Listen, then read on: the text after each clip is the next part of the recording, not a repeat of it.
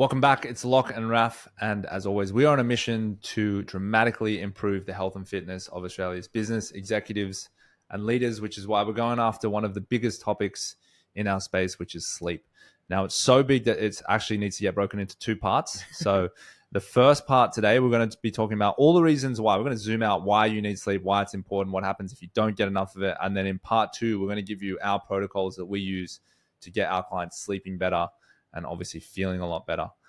So part one, all about why we need more sleep and why it's so important. Yeah, and it's so important to start like this because really we find to get results, it's not about like all the little things like the sleep mask and different tricks. They're helpful, but it's about raising your motivation to get sleep. And that comes about from understanding the importance of it. So why is sleep so important? It's one of those ones where it's like really hard to like overdo it. It's hard to be like exaggerate how important it is because it is so important. I'll try my best on this episode, but it's honestly a challenge. It's just critical for health, performance, and recovery. It is like there is no bigger rock when it comes to those three things than sleep. Getting that right amount of going from 5 hours up towards 8 hours will yield incredible benefits. Unfortunately, it stops there. 8 to 9, probably no benefits. In fact, probably counterproductive. In some people, particularly when you go to 10, 11 hours, 12 hours, like there's no real benefit unless you're in a special case and you need it. Point is, not forget about the hours. It's more just getting enough sleep is unbelievably important. Getting more sleep than you need, it's not really something you can like bank up, right? You can't be like, you know what, I'm just gonna like sleep forever and I'll just be like Superman. Not how it works, which is cool, right? Because like no one actually wants to sleep their whole life away. Enough sleep will get you incredible benefits. So before we get to what it does for you, what is sleep deprivation?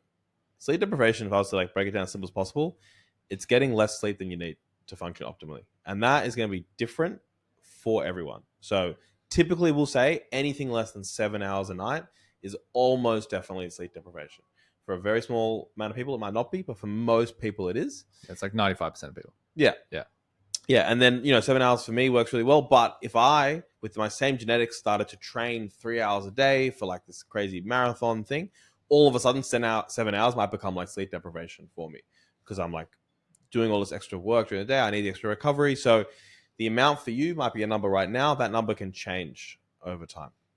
Can I just give an example why we'll use a fixed number here? So in a research study that they did on, I think it was American military men, getting 2 nights in a row of 6 hours or less sleep halve their testosterone.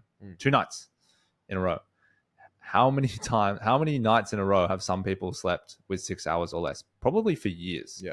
So your testosterone may be tanked.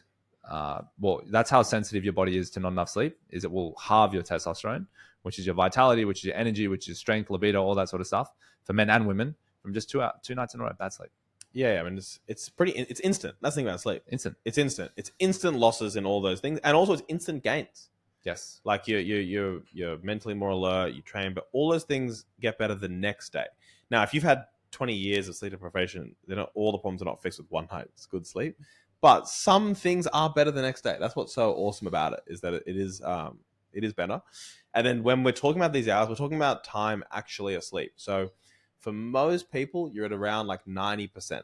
So if you slept for like 10 hours, it's like 9 hours of sleep, roughly, right? So to get 7 hours sleep, you probably need to be in bed for at least 7 hours 45.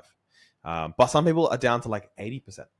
Only 80% of the time they're in bed, they're actually asleep. Yeah. There are like sleep efficiency. If you want to get really fancy and wear a Whoop band and all the rest of it, it'll give you those types of numbers. So if you're in bed for 7 hours, I can virtually guarantee you're not getting the full 7 hours of sleep. Yeah.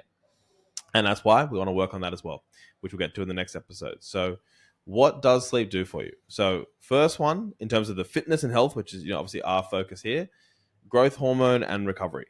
When you get deep sleep, stimulates growth hormone release. So you're going to get basically this way I think about it is like my muscles are going to grow faster, better, more from the same training that I did. I can put in the same amount of work and get more results with the extra sleep.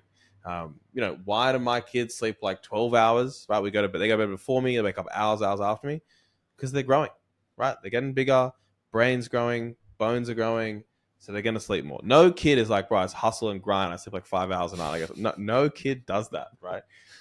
Because so it would not work. They always say, I've heard this lots of times. I don't know. I don't study animals, but they say humans are the only population that restricts sleep on purpose. Yeah. Every other birds, dogs, cats, they sleep as much as they need, right? For good reason. It's where you get the benefits. And when I'm talking to executives, you're always looking for your return on your investment. If you want a return on your investment in the gym, you get that by sleeping. Because if you basically put in the same amount of work, you can get double, triple, 5 times the result when you sleep a full 8 hours as opposed to sleeping 5 hours. You virtually get no results. Like you could be training and going backwards because of the training because you're not sleeping. Yeah, definitely. We've seen it before as people start sleeping more and finally the needle starts moving in the right direction. And it's like, we didn't change anything. We just got you to bed on time. It's crazy. And, obviously sleep is free, I think, in general. Sleep is honestly like they're finding ways to monetize. They're monetizing. I got those sleep pods. Part 2, we'll talk about sleep pods like $25,000. In fact, you can spend heaps of money on your sleep. Now I actually think about it, which I have as well. But the actual sleeping bit is fairly inexpensive. Yes. So this is one I love to talk about. The impact of sleep on body comp. So a couple of studies that I love. 4 hours of sleep led to people eating 22% more calories.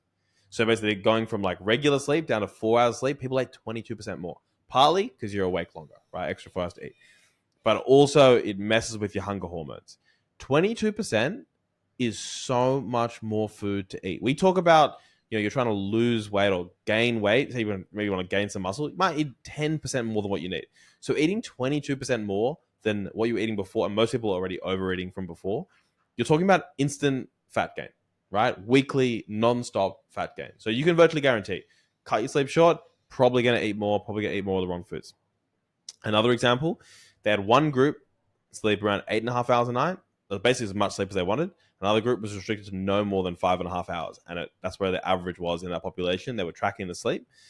They put them both on the same amount of calories. So there was no ability to eat any extra in this study. Same amount, and both lost weight because it's a weight loss study. The sleep-deprived group, so the 5.5 hours per night group, lost about 30% more muscle than the group that got the full amount of calories. So if you are looking to lose weight, I would say if you're getting like 6 hours or less sleep, don't lose weight. Yeah. It's just a bad idea because you're just losing muscle during the process when you could have been losing fat by just lying in bed. If you wake up, super early to go for a run, and because you wake up early, you get 6 hours instead of 8 hours of sleep to lose a bit of weight, you are literally stepping over $100 notes to pick up $1. It makes no sense. It's just sleep in, skip the cardio, or do it later at night. It is one of the worst possible strategies for losing weight will be to sleep less to fit in more training. Yeah, and I just want to warn people because people go, what about Kobe Bryant, mob mentality? He played games on no sleep. He went back for his daughter's birthday on the East Coast, and then he came back the next day on the West Coast, which meant he had no time for a game and whatever. He's an exception. He's an exception to the rule. He's an outlier. Don't point to outliers to make the rules. Let outliers be outliers. But for the rest of us humans, we need our sleep. Yeah, and also I think a lot of times they're short-term things. Like, we've all done that, right? It's like, it's part of being an executive. Sometimes you go on short sleep and you still get work done. Still go in the gym, you stick to your routine. That's great. But those are like short-term examples. We're talking about like average sleep over the year, right? You can do that. They've shown that. You can perform pretty well on one bad night's sleep. Chronically, almost no one is like that, right? And like, there's probably the Kobe story. I wouldn't be surprised if he still ended up getting pretty decent sleep. And he probably took lots of naps as well. Yeah. So often, like, people don't brag about the sleep they caught up on the weekend, right? So overall, and people don't always tell the truth. So like, don't follow those exceptions. Go with the research that has been done on many, many participants. Yeah, the Marvin mentality is not as cool if he's like, man, I slept for like 10 hours every night and like, napping all the time. It's like, no, I didn't sleep and I still won, game 7. And it's probably true.